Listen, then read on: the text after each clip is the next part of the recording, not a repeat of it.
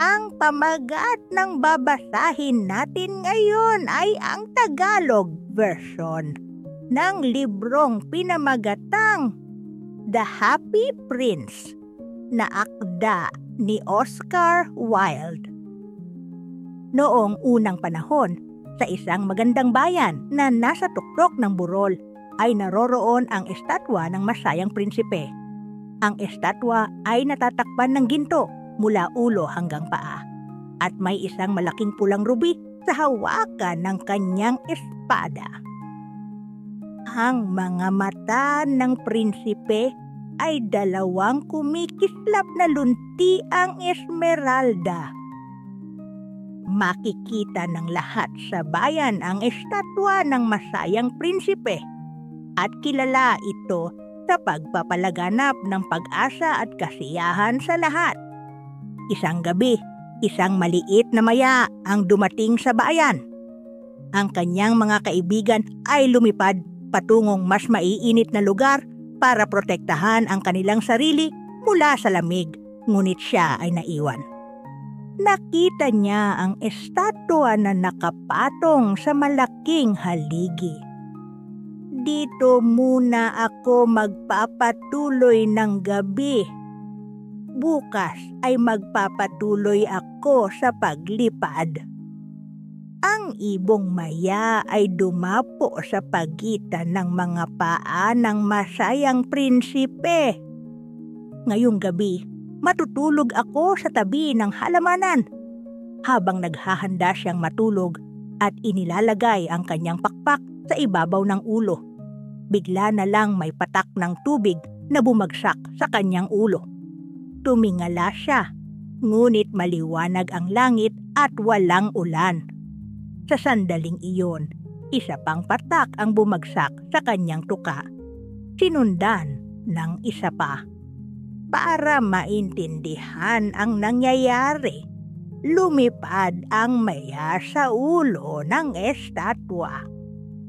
Nakita niya na ang mga patak ay galing sa mga mata ng prinsipe. Ito ang kanyang luha. Ang luha ng masayang prinsipe ay dumadaloy sa kanyang mga pisngi at bumabagsak sa kanyang paa. At ang kanyang malulungkot na mata ay kumikislap sa liwanag ng buwan. Nalungkot ang maya para sa kanya. Hello? Sino ka? Ako ang masayang prinsipe. Bakit ka umiiyak? Nang ako'y nabubuhay at ang puso ko ay tao, hindi ako umiyak. Namuhay ako sa palasyo kung saan hindi namin kilala ang kalungkutan. Araw-araw ay naglalaro ako kasama ang aking mga kaibigan sa hardin at gabi-gabi ay sumasayaw sa malaking bulwagan. May malaking pader sa paligid ng hardin, ngunit hindi ko naisip kung ano ang nasa likod nito. Lahat ng nakapaligid sa akin ay napakaganda at lagi nila akong tinatawag na masayang prinsipe. At ako nga ay tunay na masaya. Ngunit nang matapos ang aking buhay, inilagay nila ako rito sa tuktok ng burol. Ngayon, nakikita ko ang lahat ng karumihan at kahirapan sa paligid. Kahit na ang puso ko ay gawa sa tingga, wala akong magawa kundi umiyak. Nalungkot ang maya. May isang sira-sirang maliit na bahay sa isang maliit na eskinita. Isa sa mga bintana ay bukas at nakikita ko ang isang babae na nagtatrabaho sa makina ng pananahi. Mahina at pagod ang kanyang mukha. Sa gilid ng kama, nakahiga ang kanyang maliit na anak na may sakit at lagnat. Wala siyang pera. Kaibigan kong maya, maaari mo bang kunin ang mahalagang ruby sa hawakan ng aking espada at dalhin ito sa kanya? Ngunit kailangan kong lumipad papuntang mas maiinit na lugar. Makakatulog lang ako dito ngayong gabi. Bukas ay maaari akong lumipad kahit saan.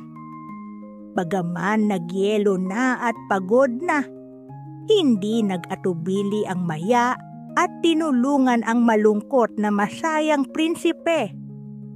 Gamit ang kanyang tuka, kinuha ng Maya ang ruby sa hawakan ng espada ng prinsipe at lumipad patungong bayan sa madilim na kalangitan. Pagdating niya sa bahay, nakita ang bata na may lagnat sa kama at ang ina niya ay natutulog. Inilapag niya ang malaking ruby sa mesa sa harap ng ina at lumipad patungo sa bata at pinapalamig ng kaunti ang bata gamit ang paglipad ng kanyang mga pakpak. Bumalik ang Maya sa tabi ng masayang prinsipe at ikinuwento ang lahat ng nangyari. Pagkagising mo, makikita mo ang mahalagang bato at makakabili ka ng gamot at pagkain para sa iyong anak. Maraming salamat. Ngayon ay makakatulog ka ng maayos, mahal na Maya. Ngunit, pagkagising ng araw at paghahanda ng Maya para lumipad, tinawag siya ng masayang prinsipe.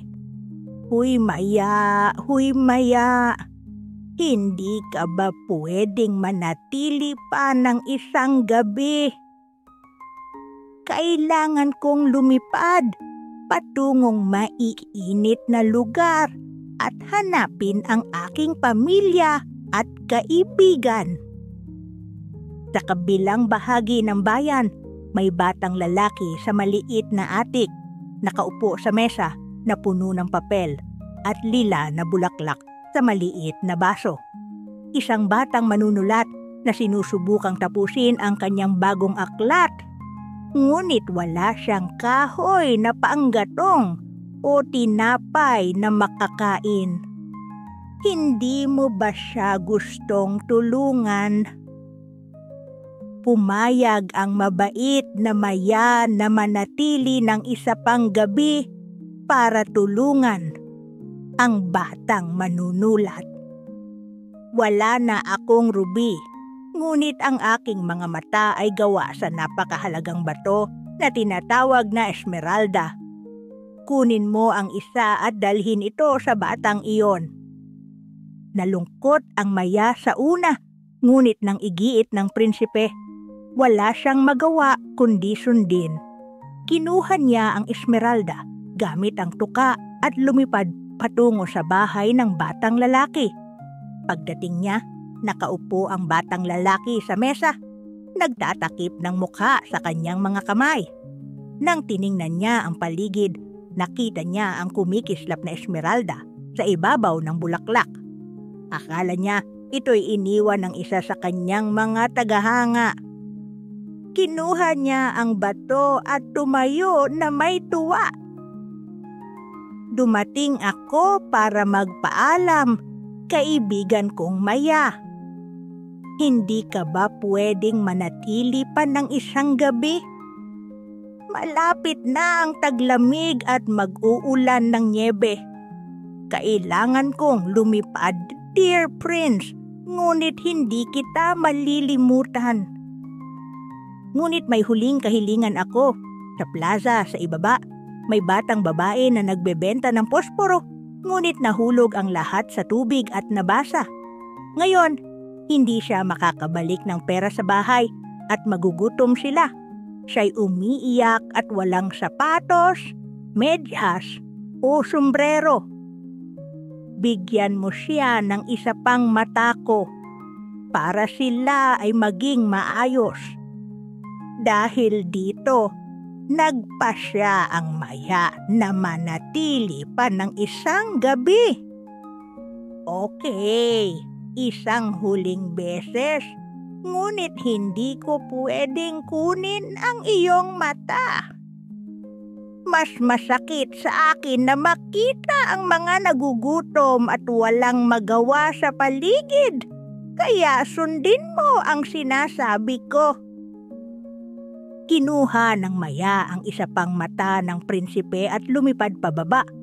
Dahan-dahang inilagay ang esmeralda sa kamay ng bata. tumakbo ang batang babae pauwi na masaya. Pagkatapos, bumalik ang maliit na maya sa tabi ng masayang prinsipe. Nananatili ako sa tabi mo at magiging mga mata mo mula ngayon, sabi ng maya.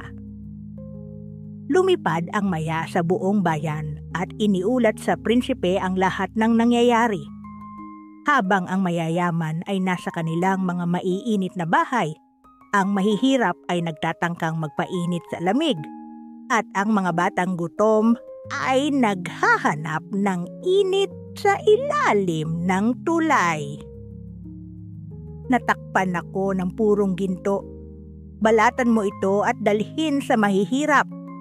Akala nila ang ginto ang magpapasaya sa kanila, ngunit ang pagiging malusog at kontento ang tunay na kaligayahan. Sinimulan ng maya ang pagbabalat ng ginto mula sa estatwa ng prinsipe at ibinigay ito sa mahihirap sa kalsada. Unti-unti, napuno ng niyebe ang bayan. Patuloy ang maya sa pagtulong gabi-gabi hanggang sa wala nang natirang ginto. Ang maliit na maya ay nilalamig, ngunit ayaw niyang iwanan ang prinsipe. Mahal na mahal niya ito, ngunit alam niyang mamamatay na siya. Ginamit niya ang huling lakas at lumipad sa balikat ng prinsipe. Paalam, mahal na prinsipe. Hindi nasabi ng maya kung saan siya pupunta. Hinalikan niya ang pisngi ng prinsipe at bumagsak sa lupa sa tabi niya. Sa sandaling iyon, may tunog ng pagbasag mula sa estatwa ng masayang prinsipe. Ang puso niyang tingga ay nabasag sa pira-piraso. Pagdating ng umaga, nagtipon ang lahat sa paligid ng estatwa at namangha. Nakita nila ang patay na katawan ng maya sa tabi ng prinsipe. Nalungkot ang lahat, ngunit narinig nila ang boses ng batang manunulat. Ngayon naiintindihan ko kung bakit narito ang masayang prinsipe. Siya at ang kanyang maliit na maya ay nagsakripisyo para sa ating kaligayahan. Kaya't manatiling masaya at huwag malungkot. Ang dalawang pinakamagandang puso sa bayan na ito ay ang kanilang mga puso. At mananatili itong ganito magpakailanman.